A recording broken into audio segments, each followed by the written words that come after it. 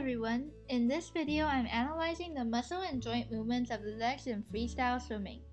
5 different movements make up the overall freestyle kicking move. First, we will talk about flexion of the hip, which you might be able to see in this frame. Flexion of the hip occurs through the hip joint, which is formed by the pelvis and femur bones. When the hip joint flexes, the leg kicks downwards, and the angle between the femur and the pelvis decreases.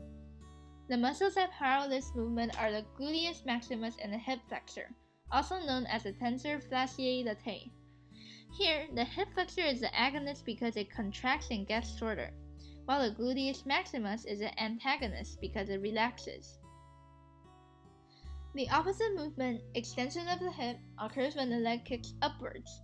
Again, this occurs through the hip joint, and the angle between the femur and the pelvis increases. When the hip extends, the roles of the muscles are reversed. The gluteus maximus is the agonist and the hip flexor is the antagonist. Next, we'll talk about flexion and extension of the knee.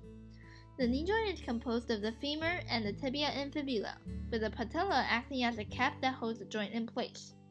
The muscles that help move the knee are the hamstrings and quadriceps. In freestyle, the knee should mostly remain extended, because we want the kicking motion to be powered by the gluteus maximus. Here, you can see how the knee stays stiff while the leg lifts upwards. In knee extension, the contracting quadriceps are the agonists, and the relaxing hamstrings are the antagonists.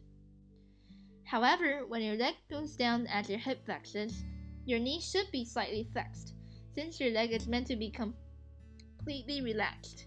In knee flexion, the roles reverse and your hamstrings become the agonist, while the quads are the antagonists. Finally, throughout freestyle, your ankles should be plantar flexed.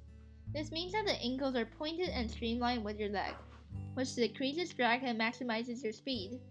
The ankle joint is made of the tibia and fibula connecting with the tarsus in your foot. The muscles that move your ankle are the gastrocnemius on one side and the tibialis anterior and soleus on the other. When your ankle is plantar flexed, your gastrocnemius contracts and becomes the agonist, while the tibialis anterior and soleus relax and become the antagonist. This is by swimming at normal speed, without freeze frames. You can skip this if you like.